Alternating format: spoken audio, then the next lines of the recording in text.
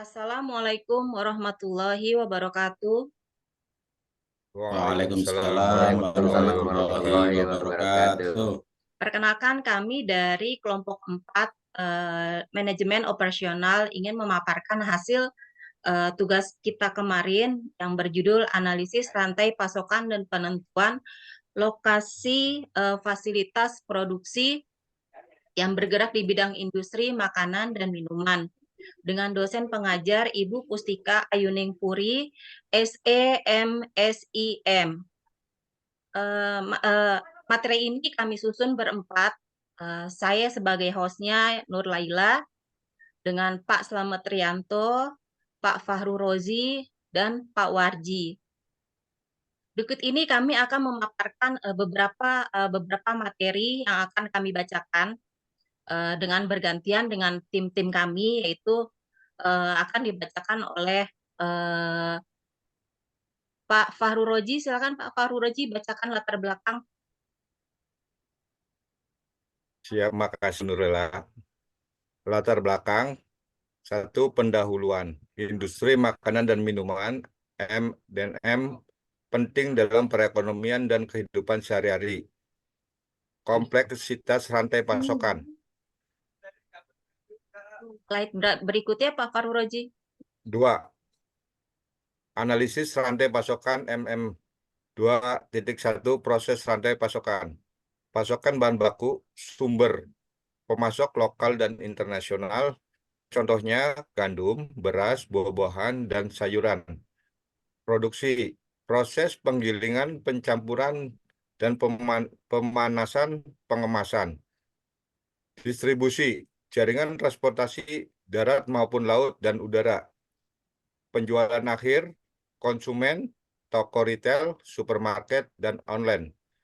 2.2 Faktor efisiensi dan efektivitas rantai pasokan. Manajemen persediaan, optimalisasi bahan baku dan produk jadi, lokasi fasilitas, kedekatan dengan pemasok dan pasar, efisiensi produksi, teknologi dan metode canggih, jaringan distribusi, efisiensi pengantaran produk, manajemen kualitas, kontrol kualitas yang ketat, fleksibilitas rantai pasokan, adaptasi terhadap perubahan pasar. Terima kasih Pak Fahru Rozi. Berikutnya slide yang Sama-sama Ibu Nurlela. selanjutnya. Silakan Pak Slamet. Oke, terima kasih teman-teman. Untuk yang nomor 3, penentuan lokasi fasilitas produksi. 3.1 Kriteria pemilihan lokasi. Biaya tenaga kerja itu kompetitif. Untuk biaya transportasi, aksesibilitas jaringan transportasi. Aksesibilitas pasar itu dekat dengan konsumen.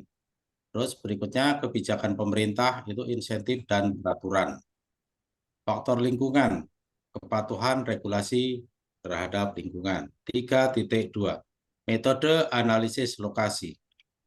Penilaian nilai atau value scoring, penilaian berdasarkan kriteria.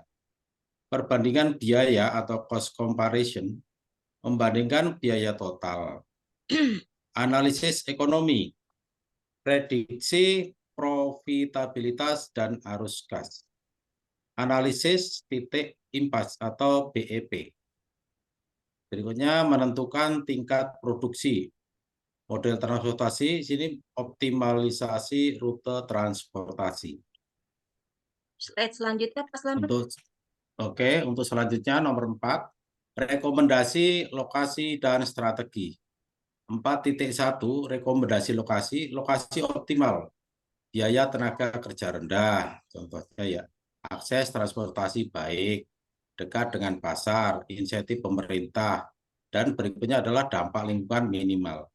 Untuk yang 4.2 strategi peningkatan efisiensi itu contohnya ada manajemen persediaan. Sistem manajemen persediaan itu canggih.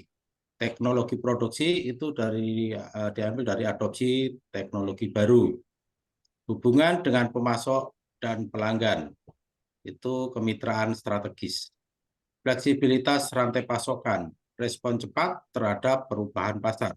Kepatuhan peraturan itu mematuhi standar dan regulasi.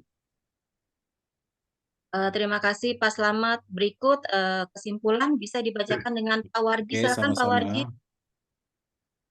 Terima kasih Ibu Narela. Pentingnya analisis dan penentuan lokasi, efisiensi dan efektivitas industri M&M, implementasi rekomendasi untuk profitabilitas dan kepuasan pelanggan.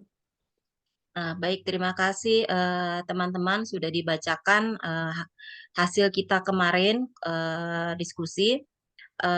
Materi yang kita dapat ini berdasarkan daftar pustakanya, yaitu dari Wikipedia Supply Chain Management, Investopedia yaitu dari Supply Chains, dan McKinsey Manufacturing and Supply Chains. Berikut pemaparan dari hasil tugas kita kemarin, sudah kita buat presentasinya dan sudah kita bacakan. Terima kasih, semoga bermanfaat. Wassalamualaikum warahmatullahi wabarakatuh. Waalaikumsalam Waalaikumsalam warahmatullahi warahmatullahi wabarakatuh. wabarakatuh.